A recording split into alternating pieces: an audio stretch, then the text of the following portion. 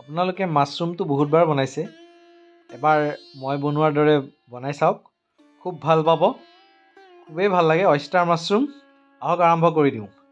মই ল'লোঁ এয়া মটৰ, বিলাহী আৰু পিঁয়াজ আৰু এটা বইল আলু। আৰম্ভ কৰি দিওঁ। কেৰাহী গৰম হৈ গ'ল, তেল দি দিছোঁ। তেল মানে আমাৰ সকলোৰে প্ৰিয় মিঠাতেল। মিঠাতেল মানে সৰিয়হৰ তেল, গতিকে সৰিয়হৰ তেলেই খাওঁ অসমীয়া মানুহ।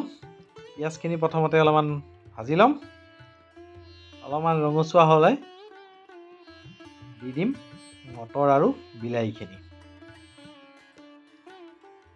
এতিয়া এটা কেঁচা জলকীয়া দি দিছোঁ। জ্বলাটো খায়েই আপোনালোকে সকলোৱে, গতিকে এটা বেছি দিয়া নাই। আদা নহৰু লগে লগে আহি গ'ল। আদা নহৰু খুন্দি পেলাই থৈ দিছিলোঁ, 2 চামুচমান হৈছে আৰু, বৰ বেছি দিব নালাগে, অলপমানেই দিব লাগে।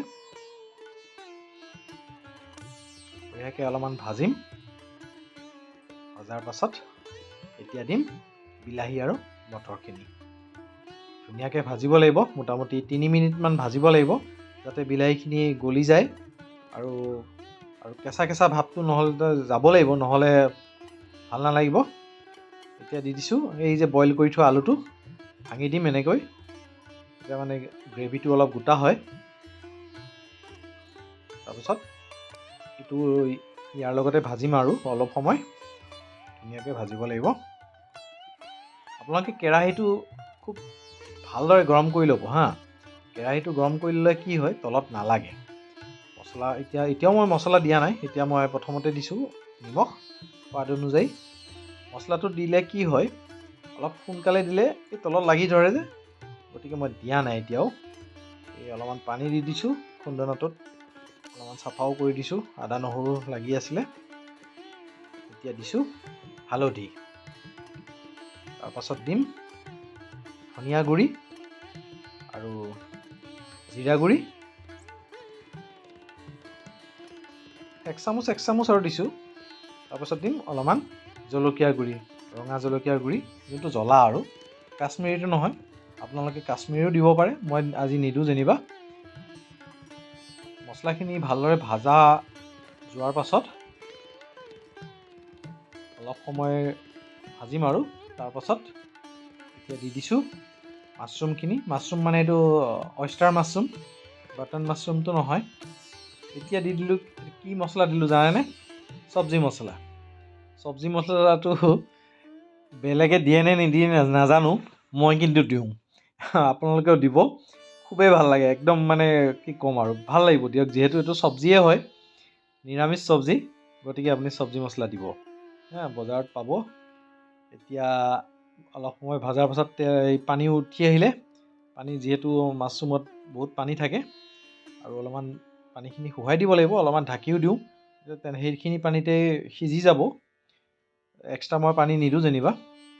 পানী আৰু উঠি আহিছে, এনেকৈ অলপ সময় মাজে মাজে ঢাকন উঠাই লৰাইও দিব লাগিব।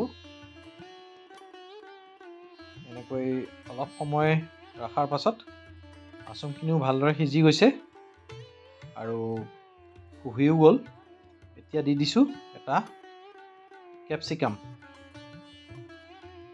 টুকুৰা টুকুৰকৈ কাটি দিছোঁ, যোনটো এই গোল আৰু গোল কেপচিকামটো, দীঘলটো নহয় আৰু।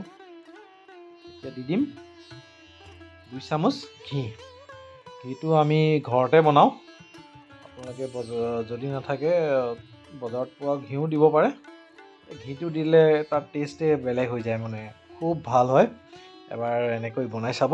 গৰম মছলা দি দিছোঁ শেষত, তাৰপিছত ঢাকি থৈ দিম, অলপ সময় হৈ গ'ল আৰু ৰেডি আৰু। আপোনালোকে এবাৰ এনেকৈ বনাই খাব, খুবেই সোৱাদ লাগে। একেবাৰে চিম্পুল, মানে বেছি মছলা বেছি দিয়া নাই আৰু, অন্য মানে একেবাৰে জিকজাক কৰি বনোৱা নাই, চিম্পুলকৈ বনাই চাব, খুবেই ভাল লাগে। ছাৰ্ভ কৰোঁ আহক।